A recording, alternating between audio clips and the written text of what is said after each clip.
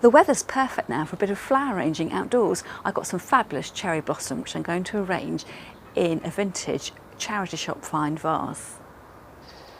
This is the cherry tree in our garden. It gets very large, and even though we've got a south facing garden, it does overshadow the garden in the summer. So we've taken drastic action and cut about 2 meters off the crown of the tree.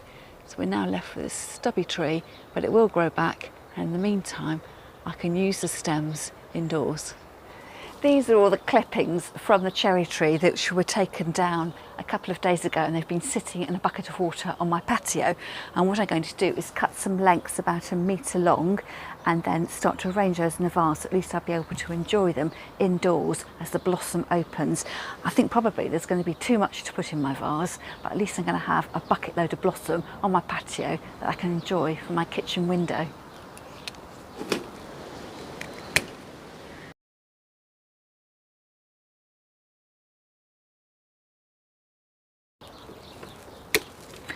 That's the first bundle, but I reckon my vase can fit loads more than that in it. I'm going a bit upmarket with my vase today. I got this charity shop find. It's a Wedgwood vase which cost me £4, and it's got the tiniest of chips on the handle here. I filled it up with water to about here, and then going to add in my blossom sticks, but I do need to make sure that when I put the sticks into the vase that none of these leaves or buds or flowers are on there. It needs to be a clean stem. So my next job is to wipe off with my hands all the leaves, buds and flowers so that they're not submerged in the vase and they won't send the water all yucky and horrible.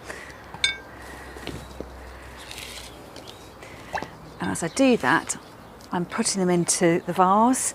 I'm kind of putting one stem over the other in order that they start to support each other. So to begin with, they're just going to flop around all over the place.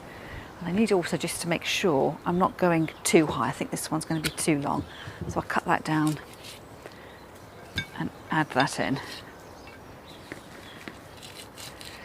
can be quite wearing on your hands, so you might want to use an old dishcloth or something like that, or actually cut things away with scissors. But for speed, I'm just going to be using my hands.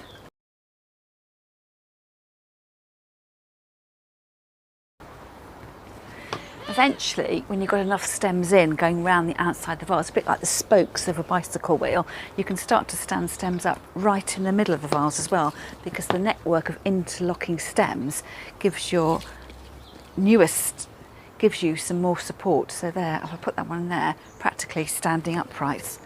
You can see though that it's quite a wide arrangement, and so I need to make sure I've got plenty of room for it indoors and make sure the vase isn't going to topple over.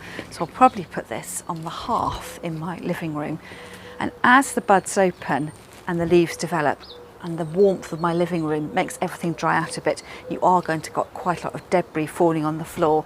So probably not the arrangement to do if you like somewhere your house being ultra spick and span, unless you're going to be getting the vacuum cleaner out every few minutes.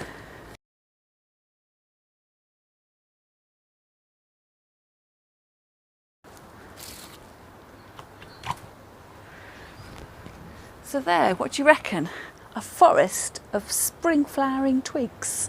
I do hope you've enjoyed the video. Don't forget to give it a like and subscribe to my channel, and then you'll always know when I upload a free video.